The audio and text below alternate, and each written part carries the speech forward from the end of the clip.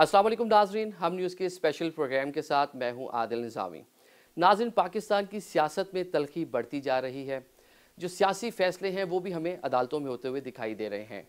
Chairman Pakistan Tehreek Insaf Imran Khan के खिलाफ मुतअद्दिद cases अदालतों में ज़ेर समात हैं। अफवाहें हैं कि इमरान खान जो हैं नाअहल हो जाएंगे। आज के प्रोग्राम में हम इसी तरह की जो गुफ्तगू है वो करेंगे और जो आइनी और कानूनी मामलात हैं उस पर बात करेंगे। हमारे साथ मौजूद हैं पाकिस्तान तहरीक इंसाफ के मरकज़ी रहनुमा साबिक वफाकी वज़ीर कानून डॉक्टर बाबर अवान साहब। डॉक्टर साहब, हम न्यूज़ को टाइम देने का बहुत शुक्रिया। वेलकम। डॉक्टर साहब, ये बताएं कि अदालतों में जो केसेस हैं वो ज़ेर समात हैं। सियासत का मौका कब मिलेगा कि अदालतों के चक्कर ही लगाते रहेंगे?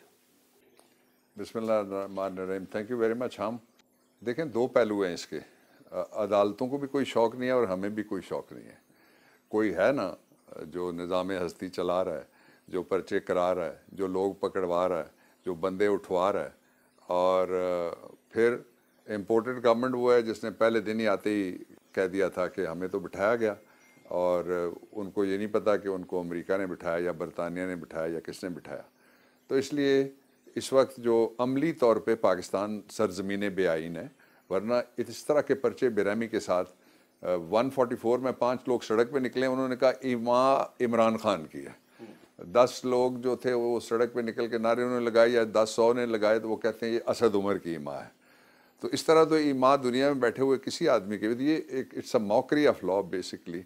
और पाकिस्तान का जो एक तसव्वुर था उभरता हुआ एक ऑर्गेनिक कॉन्स्टिट्यूशनल सोसाइटी, उसको बहुत नुकसान पहुंच रहा है इससे। अदालतें एक दफ़ा के अलावा जब रात को खुली थी, तो बाकी तो अदालत कोई जाएगा ही तो खुलती है। अच्छा डॉक्टर साहब, खान साहब पर 2 दर्जन से ज़ायद जो हैं वो केसेस हैं। अफवाहें हैं कि खान साहब इन केसेस में नाअहल हो जाएंगे। तो कौन से केसेस ज़्यादा ख़तरनाक हैं जिनमें नाअहली का ख़तरा है? इतने ख़तरनाक केसेस हैं कि अगर कोई साफ़ किस्म का तफ्तीशी बैठा तो सारे तफ्तीशियों को हथकड़ियाँ लगेंगी कि ये पर्चे करते रहे हो तुम। आज एक जज साहब के पास मैं था, ATC की कोर्ट है, इंसदाद दहशत गर्दी की, इमरान खान की बेल थी, उसमें फ़ाइनल आर्ग्यूमेंट सुन के उन्होंने अब उनकी पेशी के लिए उनको तलब किया 15 तारीख के लिए। तो वहाँ भी उन्होंने कहा कि बताएं एविडेंस कहाँ है इनके ख़िलाफ़ कि जिससे दहशत गर्दी बनती हो। तो वो कहते हैं कि जी एविडेंस तो नहीं है, लेकिन लगी हुई है, ये प्रोसिक्यूशन कह रही थी, लगी हुई है, ये दफ़ा लगी हुई है। तो ये जो पाकिस्तान में इस वक्त जितने भी मुकदमात हैं उनको आप 3 हिस्सों में तकसीम कर लें। एक इलेक्शन कमीशन के, वो जो मेजॉरिटी केसेस है वो इलेक्शन कमीशन के अंदर से जनरेट हुए हैं वन वे और दी अदर, और उनकी बुनियाद वो तोशा खाना है जिसमें ख़रीदी हुई घड़ी की कीमत उन्होंने बता दी है, लेकिन बाकी जो 75 साल हैं उसका नहीं बताया, वो उसमें पकड़े गए और वो नहीं बता रहे। 2 अदालतें लगी हुई, इस्लामाबाद हाई कोर्ट और लाहौर हाई कोर्ट भी कह रही है। लेकिन वो तो अभी काबीना ने हाल ही में कहा है कि वो तमाम जो पुराने रिकॉर्ड है वो भी जारी किया जाएगा, पब्लिक किया जाएगा। तोशा खाना का किसको देंगे?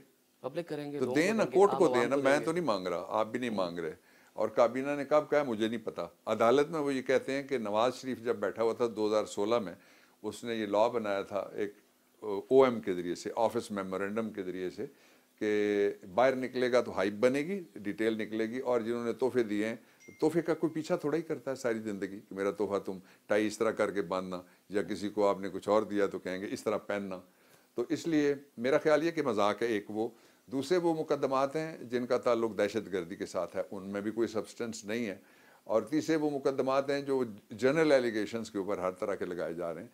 तो वो उनमें से कोई मुकदमा ऐसा नहीं है जिसमें डिसक्वालिफिकेशन हो सके। ये किसी की ख्वाहिश हो सकती है, किसी और की ज़रूरत हो सकती है, किसी और की प्लानिंग हो सकती है, लेकिन मुकदमा कोई ऐसा नहीं है। आप इतने ही पुरएतमाद हैं तो खान साहब अदालतों में पेश क्यों नहीं हो रहे? इस्तिस्ना बार बार दरख्वास्तें दी जा रही हैं। गुज़िश्ता रोज़ भी बल्कि अदालत ने उनको तलब किया है 15 फरवरी को, और कहा कि उनकी वीडियोज़ आ रही हैं, वो चल फिर रहे हैं, लेकिन अदालत में नहीं आ रहे। ये निज़ामी मुझसे पूछ रहा है क़यामत की निशानी है। आप रिपोर्टर हैं, आपको पता है वो सारी अदालतों में पेश हुए हैं 3 नवंबर से पहले। जी। और वो वाहिद आदमी है जो पाकिस्तान से कभी बाहर निकल के नहीं भागे। वो वाहिद आदमी है पॉलिटिशियंस में जो NRO नहीं लेते। वो वाहिद आदमी है पाकिस्तान में से जो बीमारी का बहाना बना के नहीं निकले बाहर। तो जो 3 नवंबर है उसके बाद ज़ाहिर है फिर हम जब वो चलने के काबिल नहीं हैं, जब वो ट्रैवल करने के काबिल नहीं है, तो ये डिटर्मिन तो उन्होंने करना है जिन्होंने गन शॉट वुंड्स CA हैं, और जिन्होंने जो टांग में से हड्डी का टुकड़ा निकला है उसको जोड़ने की कोशिश में जो लगे हुए थे, तो ये तो डॉक्टर्स का काम है। तो इसलिए वो पेश तो हुए हैं, हर जगह पेश हुए हैं, एक यही नहीं बल्कि जो तोइने अदालत की भी जहाँ मुकदमात में उनको तलब किया गया वहाँ भी वो जाके पेश हुए हैं, वो इधर ही हैं। और मुकदमात जितने जितने जो जो आगे बढ़ते जाएंगे सारे आपको पता लगेगा कितने झूठे थे। अदालत जो है चार्ज फ्रेम करने जा रही है 21 को, खान साहब को इस हवाले से भी तलब किया गया है। इसके साथ साथ हाई कोर्ट में जो केस चल रहा है उनकी मुबैना जो साहबजादी हैं, तो क्या लगता है कि उसमें नाअहली हो सकती है, क्योंकि ये कहा जा रहा है कि वो बड़ा अहम। ये जो टेरियन वाला केस है ये 2018 में उठाया गया था, एक साबिक जज की पार्टी थी, वो पार्टी पता नहीं आजकल कहाँ है। तो वो लेकिन उससे पहले भी हम सुनते रहे गाय बगाए इस पे बात होती रही। जो है 3 हाई कोर्ट्स उनके अंदर ये एतराज़ लिया गया था, हाई कोर्ट से नहीं माना। अब 3 इसके पहलू में लोगों की समझने के लिए कि ये किसी शीर ख्वार बच्ची का केस नहीं है, she is a woman now, ठीक है। तो वो अपना मुकदमा खुद करेगी या उसका नाना करेगा, इनमें से मुकदमा करने वालों में अगर कोई नाना है तो वो तो बनता है। तीसरी जो सूरत होती है वो गार्डियन एट लिटम, अगर कोई बच्ची हो या बच्चा हो और वो छोटी उम्र का हो तो उसका गार्डियन एट लिटम यानी लिटिगेशन करने के लिए गार्डियन कोई कोर्ट मुकर्रर करती है। मुझे नहीं पता ये क्यों चल रहा है, किस तरह चल रहा है। और अब एक अच्छी सूरत ये सामने आई है कि 3 जजेस अपना जुडिशल माइंड अप्लाई करेंगे इस्लामाबाद हाई कोर्ट के। तो ये केस इस्लामाबाद हाई कोर्ट से पहले अतर मिनल्ला साहब ने जो लाए थे। केस फाइल करने वाले कौन हैं? इनको बड़े महंगे महंगे वकील मिलते हैं, कभी उनको बुलाए ना शो में। ये जो मुहिब्बे वतन अफराद इस तरह की पिटीशनें और मुहिब्बे वतन अफराद इस तरह की FIR करवा रहे हैं, उनमें से मुहिब्बे वतन अफराद कुछ उनका आप अनवील तो करें, उनको कोई शनाख्त परेड कराएं कौम के सामने बैठ के कि ये साहब हैं। तो ये सब इंजीनियर्ड है, ये सब मनूवर्ड है, ये सब प्लान्ड है, लेकिन इस पर का नतीजा नहीं निकल सकता। दूसरा आपने कहा इलेक्शन कमीशन वाले केस में टू मी चार्ज ही नहीं बनता। क्या चार्ज है? वो केस जो अभी हाई कोर्ट में पेंडिंग है, वो केस जो सुप्रीम कोर्ट ने भी फैसला देके कहा कि इनके एतराज़ात सुनो, उसमें पहले फर्ज जुर्म लगाएंगे, उसके बाद कोई और हमारी प्ली सुनी जाएगी। आई डोंट थिंक सो कि उसमें कोई चार्ज बनता है। प्रोसेस कहाँ पे है उसको छोड़ दीजिए, उस पर मैं बहस नहीं। अच्छा चलिए, अभी टेरियान वाली केस पे ही अभी आपने जिस तरह बात की, इसकी वजाहत की है, लेकिन हम इसको 2007-8 से MQM बाबर गौरी के ज़माने से चीज़ें सुनते आ रहे हैं। वो BC नोयत के इल्ज़ाम लगाते थे, तो एक बार खान साहब इसको क्लियर कर क्यों नहीं देते, वजाहत कर दे कौम के आगे, पब्लिक फिगर है। मैंने जो इस पे कमेंट करना था, अगर आप कोई एक इसको कहते हैं जो स्ट्रीट जस्टिस, उसका मैं कायल नहीं हूँ कि मीडिया के बैठ के ऊपर ये फैसले किए जाएं। अदालत में है, अदालत इससे पहले इस पे फैसला दे चुकी है। और जो आप नाम ले रहे हैं वो सारा PDM या और कौन है? आपके भी साथ रहे हुए सारे लोग, वो पहले आए हैं, वो सबके साथ, वो तो हमारे साथ रहे, वो उनके आपस में कहते हैं वो इंडिया के साथ भी थे, हम तो नहीं कहते। चले, अच्छा ये बताएं कि नैब तरामीम हुई हैं हाल ही में, उसका सबसे बड़ा बेनिफिशरी कौन है? सबसे बड़ा बेनिफिशरी मुझे नहीं पता, लेकिन तरामीम का मैं मुखालिफ रहा हूँ पहले भी बड़ा खुल के, और इमरान खान भी उनके मुखालिफ रहे हैं। और बेनिफिशरी का सवाल नहीं है मेरे नज़दीक। तो एज अ वकील या जूरिस्ट या प्रैक्टिशनर लीगल साइड के, सवाल यह कि क्या केसेस ख़त्म हो गए? आंसर इज़ नो, ख़त्म नहीं हुए, नहीं पॉज हुए हैं। एक केस नहीं मेरिट पे डिसाइड हुआ। आपका आइन ये कहता है कि 2 दफ़ा प्रोसिक्यूशन नहीं हो सकती, डबल जैपर्डी मना करता है, फंडामेंटल राइट है। जो ज़ाब्ता फौजदारी है जिसके नीचे से क्रिमिनल जस्टिस सिस्टम पूरा पाकिस्तान का चलता है, वो भी मना कराता है। लेकिन किस पे चार्ज फ्रेम हुआ? किसी पे भी नहीं। किसके खिलाफ ट्रायल हुआ? किसी का भी नहीं। वो सिर्फ ये कह के एक सुप्रीम कोर्ट में चल रहा है, उसमें किसी जज साहब ने ये दुरुस्त रिमार्क दिया है जिसको मैं एंडोर्स करता हूँ। उन्होंने कहा है कि ये तो सिर्फ इनका फोरम बदलेगा। उन्होंने कहा जो केस वहाँ से पॉज लेके बाहर निकल रहा है, ये आर्जी NRO जो 2 उनको मिला है, उसके जरिए से सिर्फ इतना है कि अप्रोप्रिएट फोरम में इसको ले जाया जाए। कल लॉ अगर इस फोरम को रिवाइव करता है या किसी और फोरम में हमारी गवर्नमेंट आती है, तो ये मैं आपको यकीन दिलाना चाहता हूँ, इनमें से एक एक केस चलेगा, मेरिट पे फैसला होगा। इसलिए कि हमारे खिलाफ जो केसेस आए, हमने लड़े, मेरिट पे हमने केसेस जीते, हम हमेशा अदालतों में गए। ये पाकिस्तान का 500 अरब से ज़्यादा जो लूटा हुआ पैसा है, ये केसेस सारे इस तरह नहीं जाएंगे। अच्छा, आप कह रहे हैं कि नून लीग और पीपल्स पार्टी और दीगर जो पीडीएम जमातें हैं, इनके सरबराहान या जो इनके लीडरशिप है उसके खिलाफ जो केसेस हैं वो होल्ड हो गए हैं, पॉज हो गए हैं, लेकिन इन्हीं नैब तरामीम की वजह पर जो आपकी कैबिनेट थी, जिसका बिना का आप भी हिस्सा थे, खान साहब प्राइम मिनिस्टर थे, उनके खिलाफ तो कोई केस इनिशिएट ही नहीं हुआ फिर, तो क्या आगे जाके ये भी हो सकता है कि इनके खिलाफ भी केसेस सारे खुलेंगे भाई, जिसके भी खिलाफ है, नए भी बनेंगे? ये देखें ना आप, मैं जंप नहीं लगा सकता कि किसी का गला भी पकड़ेंगे, हम गली गली घसीटने के दावे करने वाले नहीं है, इसलिए मैं जंप नहीं लगाऊंगा। वो जो गली गली घसीटने पेट फाड़ने वाले थे वो पाँव में पड़े हुए हैं उनके, उनको ना शर्म आती है ना उनको हया आती है। What I am saying is, मैं आपको लीगल रिकोर्स कौम के सामने रख सकता हूँ। एक तो केसेस खत्म नहीं हुए, दूसरा पीटीआई गवर्नमेंट आई जो केसेस चलेंगे, दो, और तीसरा ये है कि केसेस जो भी इस कानून की वजह से बंद हो रहे हैं वो सारे खुलेंगे।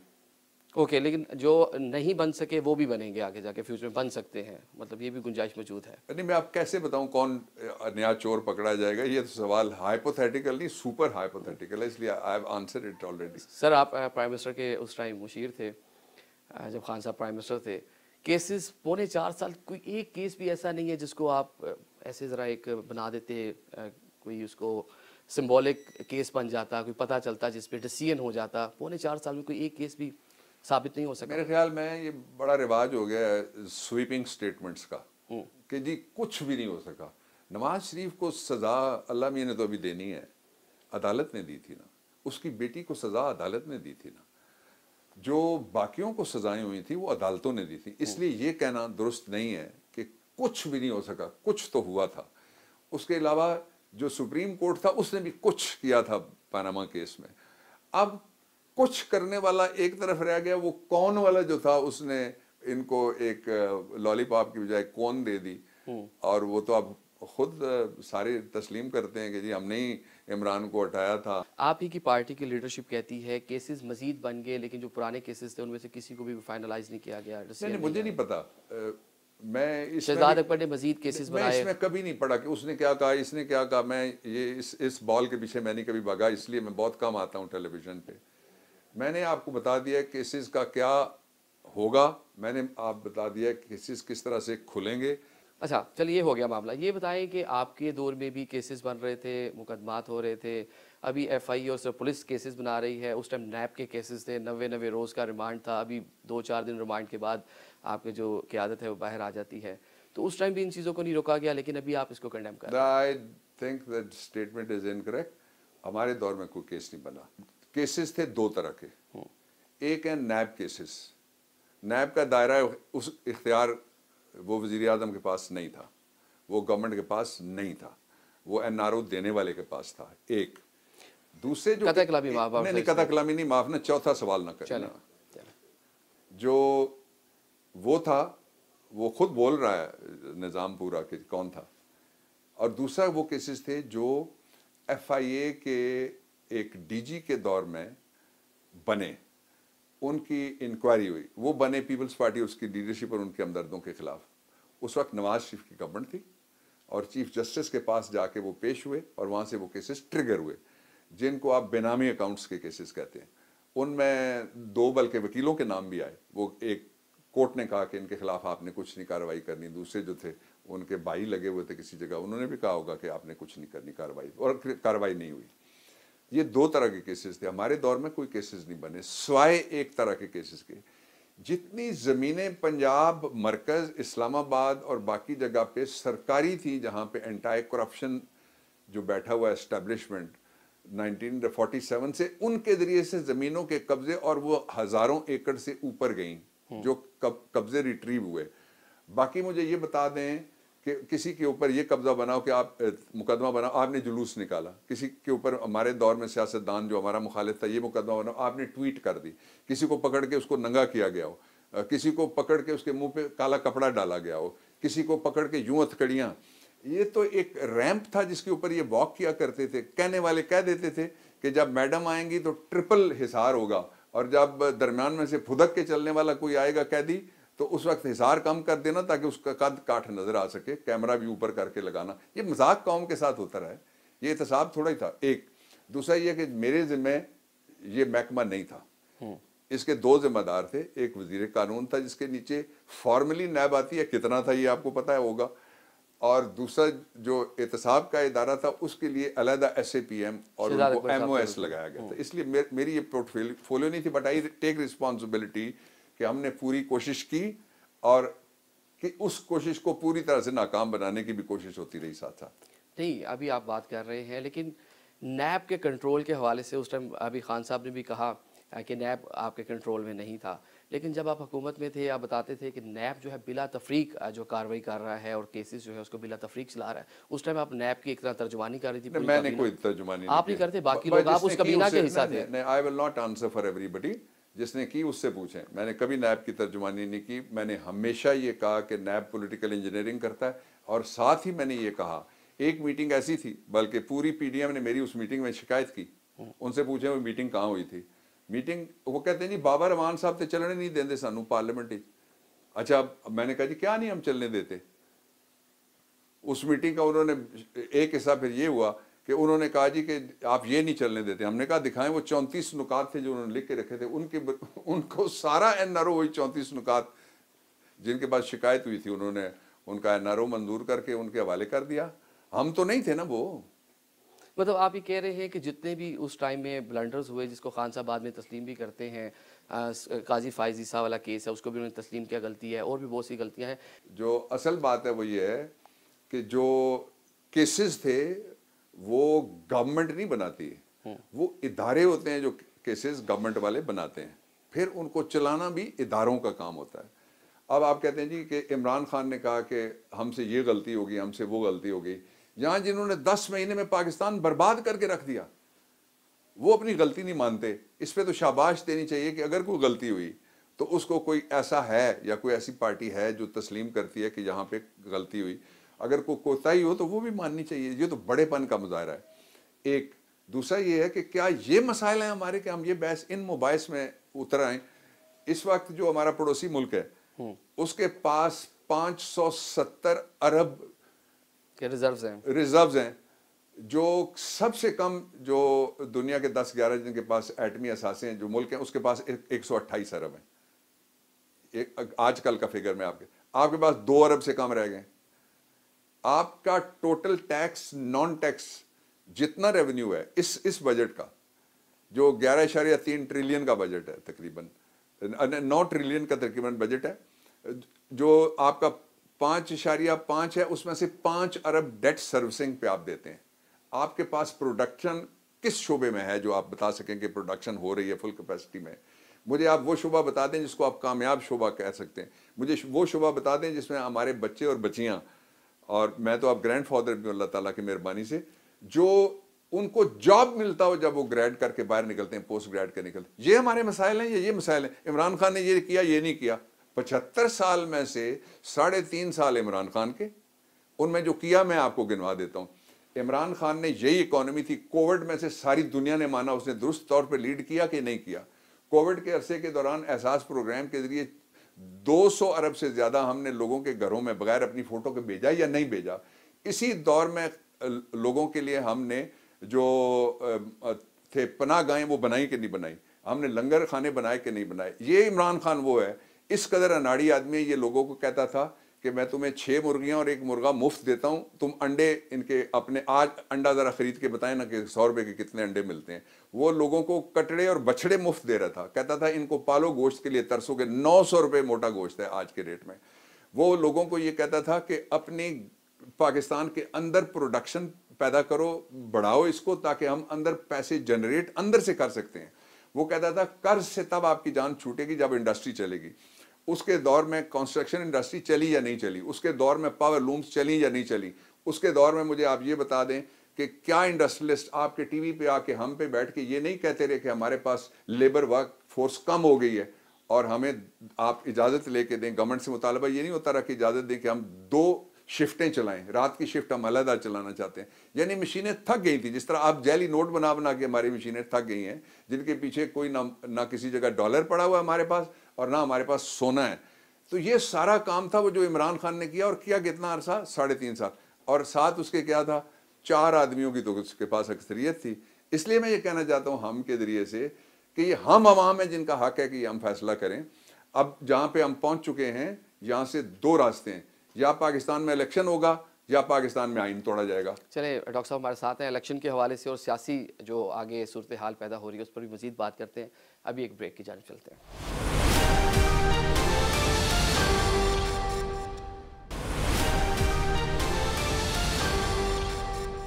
वेलकम बैक नाजरीन। डॉक्टर बाबरवान साहब हमारे साथ हैं। डॉक्टर साहब सीनियर कानूनदान हैं, पूरी आपकी उम्र जो है वो अदालतों में गुजर गई, क्या वाकई जो केसेस हैं वो मैनेज हो जाते हैं अदालतों में? बात तो सच है मगर बात है रुसवाई। मतलब हो जाते हैं। वकला पर भी प्रेशर होता है? प्रेशर नहीं होता, गिरफ्तारियां होती हैं। वो पीछे देखें, एक तस्वीर है 97 की है। मैं बीबी का वकील था, टेररिज्म में पकड़ के मुझे उन्होंने अदालत में पेश किया। मेरे दो दफ़ा मेरे खिलाफ पर्चे किए। दबाव जो हमारे ऊपर आते हैं वो दिखाई कम देते हैं, सुनाई कम देते हैं। मुझे बल्कि ये 3 नवंबर से पहले इमरान खान थे, उन्होंने मुझे पूछी यही बात, यहाँ बनीगाला में थे। तो मैंने कहा आपकी प्लेट भरी हुई है, अपनी कहानी हमको किसके गम ने मारा ये कहानी फिर से। अच्छा, मैंने नहीं कुछ भी बताया कभी किसी को, होता है। अच्छा, अभी आपने मोहतरमा शहीद बेनज़ीर भुट्टो साहिबा का भी जिक्र किया। आप बड़े क्लोज़ रहे जरदारी साहब के और मोहतरमा बेनज़ीर के। अभी खान साहब ने हाल ही में एक इल्ज़ाम लगाया जरदारी साहब पर कि उन्होंने उनके कोई कत्ल के हवाले से साजिश की है। क्या आपको लगता है कि जरदारी साहब ऐसा कर सकते हैं? बड़े करीब रहे हैं ये तो अब पर्चे हो गए हैं, उस पर अदालतों को फैसला करने दें। आपको क्या लगता है? बाबर अवान जो बड़े क्लोज रहे हैं, मोहतरमा के बहुत क्लोज रहे हैं, हो गए, अदालतों में चले गए। I don't want to prejudice Sheikh Rashid's bail application. चले, अच्छा, शेख साहब ने जो बयान दिया वो ठीक था, उसको ठीक समझते हैं जो वो बयान दे गए? वो वही है ना, आप दूसरी तरफ से कान पकड़ रहे हैं। अच्छा, चले। अच्छा डॉक्टर साहब ये बताएं कि इलेक्शन ईयर है, इलेक्शन कमीशन ऑफ पाकिस्तान में जो गवर्नमेंट है, वजारत ख़जाना है, वजारत दाखिला है, इसके साथ साथ इवन लाहौर हाई कोर्ट ने भी कहा कि वो जुडिशल अफसर नहीं दे सकते। तो इलेक्शन कैसे मुमकिन हो पाएगा इन चंद दिनों में? देखिए, इलेक्शन के लिए 2 चीज़ें आप जहन में रखें, कौम भी जहन में रखे। पहला तो ये है कि ये दस्तूरी मुल्क है, ये कोई जमहूरी नाजीज़म नहीं है। दस्तूर अगरचे बगैर कहे मुअत्तल है, इस वक्त मुअस्सर नहीं है। अगर वो मुअस्सर होता तो आइन के आर्टिकल नंबर 105 में लिखा हुआ है कि governor soon after dissolution of the assembly, पहला काम वो ये करेगा जो ही असेंबली डिसॉल्व होगी, वो एक डेट ये लफ्ज़ है, he will appoint a date for the general elections. ये आम इंतखाबात होंगे 2 सूबों में। 2 सूबों में 65% पाकिस्तान रहता है। 65% पाकिस्तान को लटका के रखा हुआ एक इदारे ने जिसका नाम है गवर्नर। दूसरा इदारा उसके साथ खेल रहा है, कभी समीउल्लाह और कभी कलीमुल्लाह, और कभी मंजूर जूनियर और कभी मंजूर सीनियर। आकी के अच्छे ज़मानों की बात मैं कर रहा हूँ। तो ये कहाँ लिखा हुआ है कि इलेक्शन कमीशन किसी से पूछेगा? वो अपना काम करके दिखाए ना। और इसीलिए सदर पाकिस्तान ने ख़त लिखा है। ये बड़ी ख़तरनाक खेल है और इसका नतीजा बड़ा ख़तरनाक हो। मैं कहने लगा हूँ, नहीं कहने वाली बात इसके बावजूद कौम को पता होना चाहिए। हम सच कब्र में साथ नहीं लेके जा सकते, बताना चाहिए लोगों को।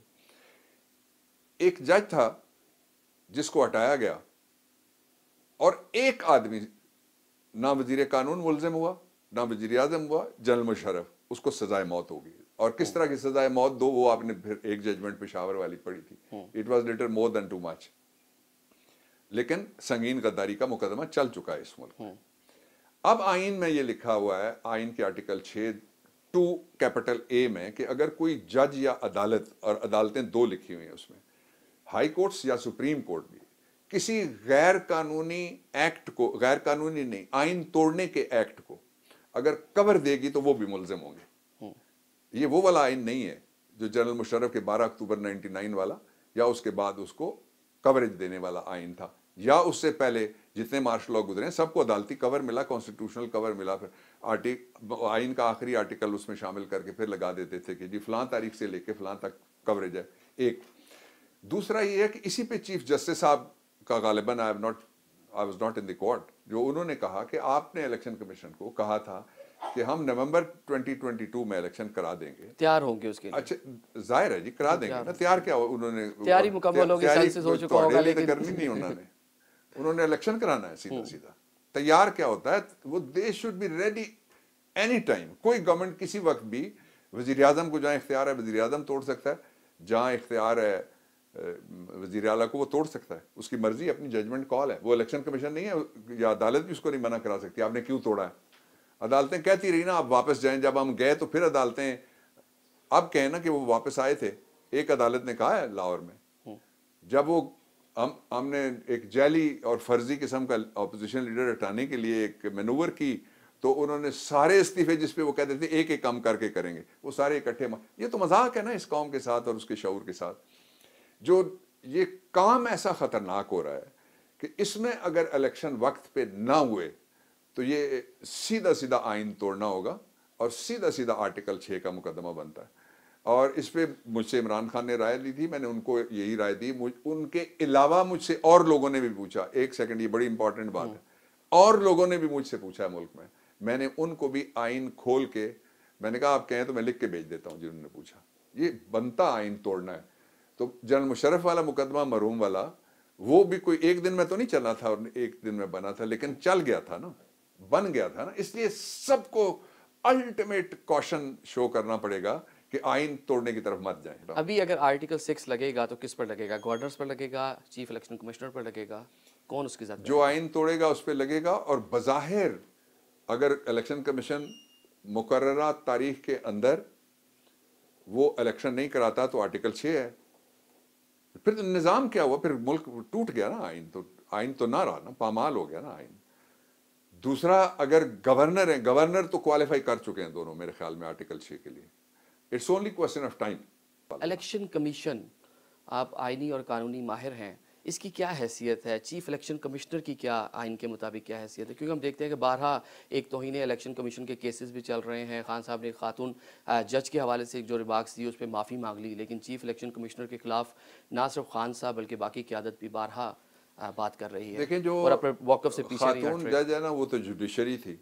ओके, जुडिशरी आइन के आर्टिकल 175 में लिखा हुआ है कि उसके 3 हिस्से होंगे। एक सुप्रीम कोर्ट होगी जुडिकेचर में, दूसरे 5 हाई कोर्ट्स होंगे, 5वां अल्लाह ने मुझसे बनवाया था, अल्लाह की मेहरबानी से, पोठवार में वो होंगे। और any other court created by law, ये उसमें आते हैं। इसलिए ये जुडिशरी है, ये तीसरा टीयर है। उसमें जाहिर है मैं साथ गया था, मैं लेके गया था उस कोर्ट में जब वो गए थे। वो तो अदालत है, अदालत उसके साथ तो जाहिर है एक पॉइंट ऑफ व्यू हो सकता है किसी का। दूसरा जो पहलू है इलेक्शन कमीशन, सुप्रीम कोर्ट ने कहा वो अदालत नहीं है। कैसी माफी, कैसी तो इन्हें अदालत। सुप्रीम कोर्ट ने कहा वो ट्रिब्यूनल नहीं है। कैसी तो इन्हें ट्रिब्यूनल। सुप्रीम कोर्ट ने कहा वो एक अथॉरिटी है। अथॉरिटी तो कैपिटल डेवलपमेंट अथॉरिटी। कल चेयरमैन सीडीए भी आपको कहेगा कि आपने गली में ये लिफाफा फेंका, मैं आपको तो इन्हें चेयरमैन सीडीए में बंद करता हूं। ये एक गलत कानून बना था, बनाने वाले सारे लोग शामिल थे उसमें, और I was not the part of that. ये जो 2017 का जब बना था, तो इसमें उन्होंने अपने आप को डिक्लेयर किया है। एक केस पेंडिंग है, मैं दरखास्त करता हूं इस्लामाबाद हाई कोर्ट उसको लगाए। बैरिस्टर दनियाल का केस पेंडिंग है, मैं उनका वकील हूं।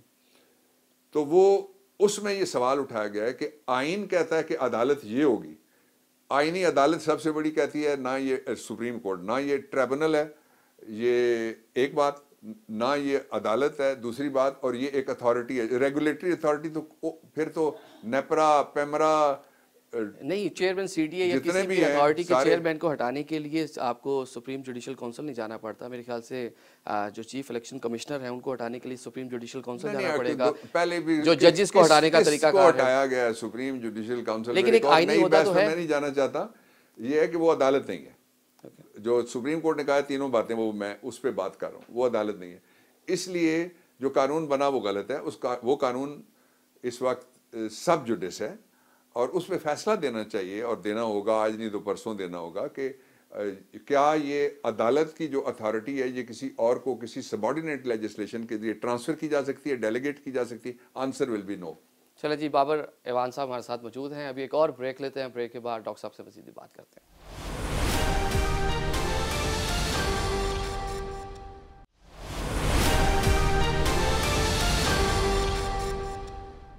वेलकम बैक नाज़रीन। डॉक्टर साहब, पॉलिटिकल सेटलमेंट, जो सियासी मामलात हैं, सियासी जमातें आपस में नहीं बैठ रही, ना बात कर रही हैं। हाल ही में प्राइम मिनिस्टर की जानिब से APC कॉल की गई थी, खान साहब को इनवाइट किया गया, उसका भी कोई खातिर खा जवाब नहीं आया। एपीसी को ऑल पार्टीज कॉन्फ्रेंस, मैंने नहीं पहले दिन ही मैं कह रहा हूँ, ये ऑल फ्रॉड कॉन्फ्रेंस था। पहली बात ये है कि ये 13 के 13 जो हुक्मरान हैं वो इकट्ठे बैठे हुए हैं, तो कौन सी एपीटी बाहर कौन रह गया जिसको उन्होंने शामिल करना है। ये ऑल फ्रॉड कॉन्फ्रेंस के लिए 27 तारीख उन्होंने रखी, नाकाम हुए। ऑल फ्रॉड कॉन्फ्रेंस गई 29 को, नाकाम हुए। 29 के बाद जो नवाज शरीफ इस पार्टी का और इस गवर्नमेंट का असल फैसला साज है, जिसके कान में पता नहीं किस किस मुल्क के कहाँ लोग आके क्या कहते हैं और उसके मुताबिक फैसला करता है, पाकिस्तान की तकदीर का लंदन में बैठ के, उसकी बेटी ने कल जो कौमी इत्तफाक राय था वो तोड़ दिया। आप क्लिप चला के उसका देख लें, उसने जो कौमी इत्तफाक राय किस बात पे था, किसी ने इस पे एतराज़ नहीं किया पार्टियों में से। वो ये कहा गया कि पड़ोसी मुल्क हमारा, उसका हाथ है जो पेशावर का सानिया है। जाहिर है ये काम इंटेलिजेंस एजेंसीज का है, इन्वेस्टिगेटर्स का है, प्रोब करने वालों का, वही कह सकते हैं। इसने उसको डाइल्यूट किया, ना सिर्फ डाइल्यूट किया बल्कि एक मुतबादल उसके बयानिया इंडिया को दिया। और कल से देखें इंडिया के टीवी चीख रहे हैं इसके ऊपर, और उसके इदारे और उसके जो लोग हैं वो भी इसके ऊपर नाच रहे हैं। इसने ये कहा कि वो जिम्मेदार हैं जिनकी पिछले 10 साल हुकूमत थी। अब पिछले 10 साल हुकूमत किसकी थी? ये जो 10 साल गुजरे उसमें पहले तो उसके अब्बा की थी, उसके बाद दरमियान में आ गई 2 टर्म्स से कम बनता है, हाफ से थोड़ा सा ज़्यादा बनता है, 1.5 से पीटीआई आ गई, और फिर इसका चचा वापस आ गया। 10 सालों में इसका अब्बा भी मुलज़म है, चचा भी मुलज़म है, और हम भी मुलज़म हैं। तो ये इस कदर बेरहमी के साथ पाकिस्तान के हवाले से गुफ्तगू करते हैं। जिस तरह इन्होंने कारगिल के मौके पे इंडिया की सपोर्ट की हुई है, जिस तरह इन्होंने जो था जब पुलवामा हुआ तो उन्होंने कहा जी हम क्या करते हैं और तुम क्या करते हो। जिस तरह इन्होंने पठानकोट पे उनकी हिमायत करके गुजरांवाले में पर्चा कर दिया है, पर्चा कर दिया दहशतगर्दी में, सीटीडी को इस तरह इस्तेमाल करते हैं। तो इसलिए वो तो इन्होंने खुद तोड़ दिया है। लेकिन इसके बावजूद जो कौमी मामलात हैं उन पे हम चोरों के साथ तो नहीं बैठ सकते कि चोर हमें कहे कि मैंने सबको कहा है, पूरे शहर में मुनादी दी है कि कोई जिसने आना है वो आ जाए और हम जाके दरवाजे पे खड़े हो जाएंगे। कौमी इशू नेशनल कॉज पे ये आप क्या समझते हैं निज़ामी, अगर कोई पीटीआई के बंदे ने ये बयान दिया हुआ था तो पीटीआई वाले तो आज एंकर और बच्चे आज टीवी पे बैठ के जो बयान देते हैं, ये दुनिया की तारीख में पहला कि मैं एक मुहिब्बे वतन शहरी हूँ, वही मुहिब्बे वतन शहरी। अच्छा चले कुछ थोड़ी सी मज़ीद सियासी बात करते हैं। ये बताएं डॉक्टर साहब कि आपके दौर में जब पाकिस्तान पीपल्स पार्टी का हिस्सा थे, पाकिस्तान पीपल्स पार्टी पैट्रियट्स बनी थी, राव सिकंदर इकबाल और फैसल सालेहात वगैरह।